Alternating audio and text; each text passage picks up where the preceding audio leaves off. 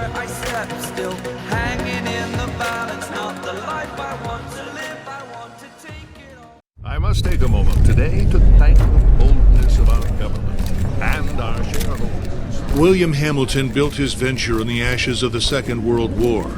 The copper mine he envisioned was ransacking the First Nations' ancestral territories, drawing the wrath of the local people. It definitely took nerves of steel to stay the course despite all this hostility.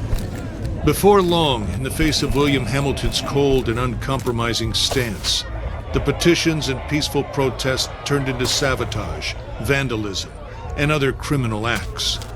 The industrialists' private properties also encountered the wrath of the demonstrations. Carl Faber, a veteran of the Korean War, was hired from Montreal as a private detective to shed some light on this whole thing. But at the end of his journey to northern Quebec, the detective did not only encounter property damage, he also came face to face with the corpse of William Hamilton. The strangeness only kept building throughout the investigation. A powerful, unseasonable blizzard hit the region.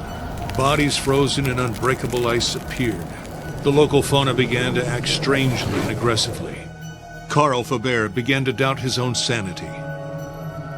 The detective felt the weight of a gaze as if he were at the mercy of a powerful, feral creature, waiting for the right moment to attack. Carl's fears were taking over, overpowering his reason. He was giving into delirium. It was becoming increasingly difficult to think. He thought the dark waters of the lake would shield him from the images he was being confronted with. From there, he had a renewed hope in civilization, or whatever was left of it.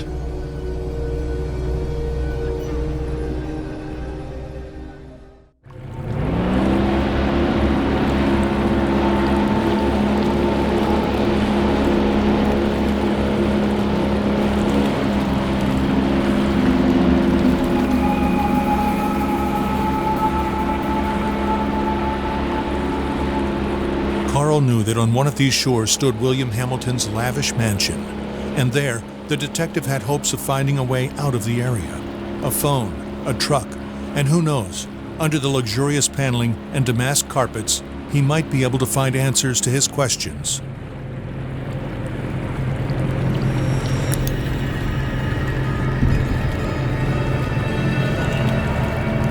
The detective wondered about the floating debris. Had it drifted out from the shore? Or had it been abandoned there in the middle of nowhere?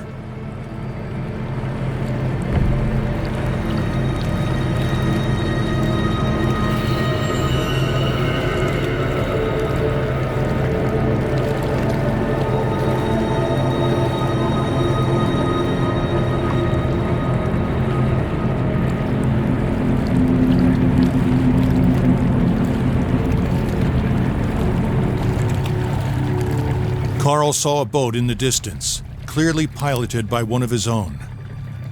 Had he finally made it to civilization? His hopes were immediately drowned out by the sounds of gunshots. Time to flee again, and fast.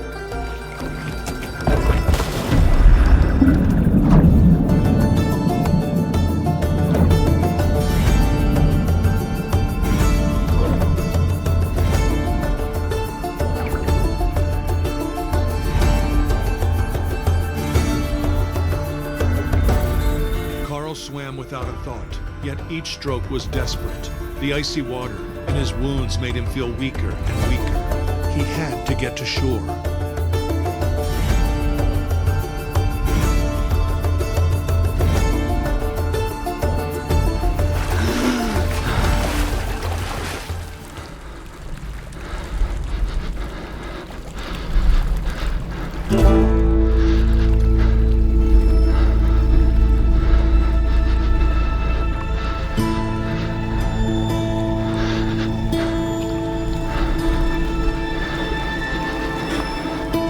The bleeding and the hypothermia were tearing at Carl's poor body. When he finally saw a light in the distance, he was filled with a faint sense of hope. Could it be a refuge?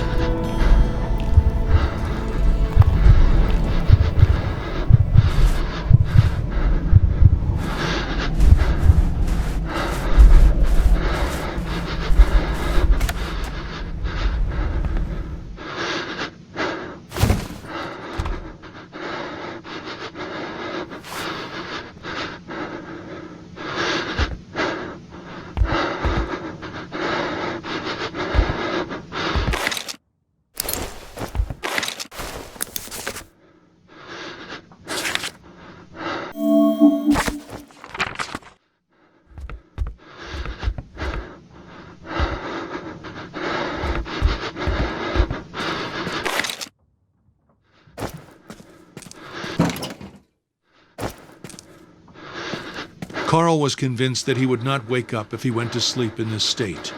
It was probably best to make a fire and take a look at his wounds.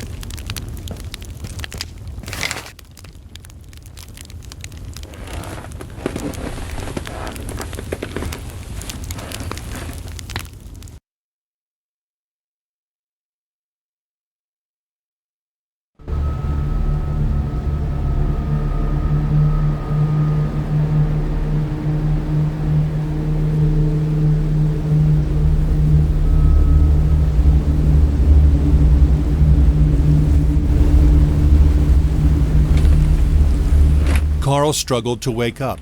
His makeshift bandages offered him little time. If he wanted to find the truth, he had to get to Hamilton Manor without delay.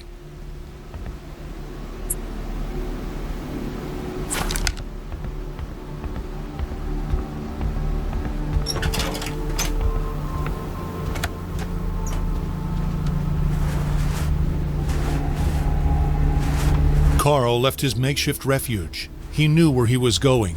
A more comfortable but otherwise unsettling place, Hamilton's mansion.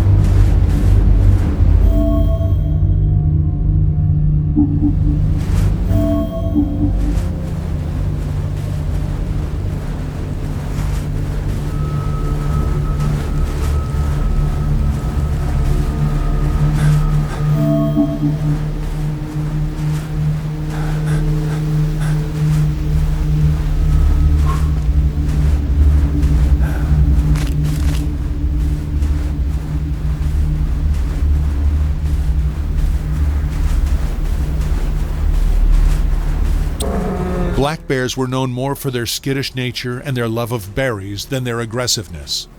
Still, it was important to be careful.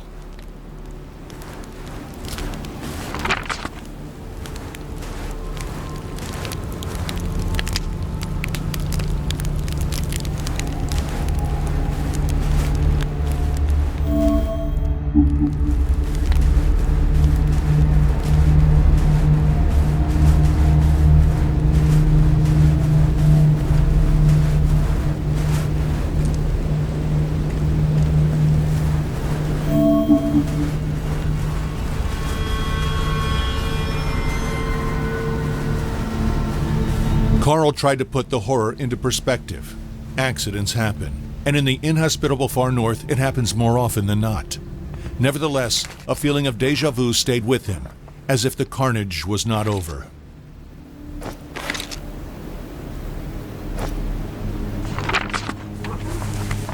What were these mysterious fragments, and why was there a warning about the mist? This letter raised more questions than it answered for the detective.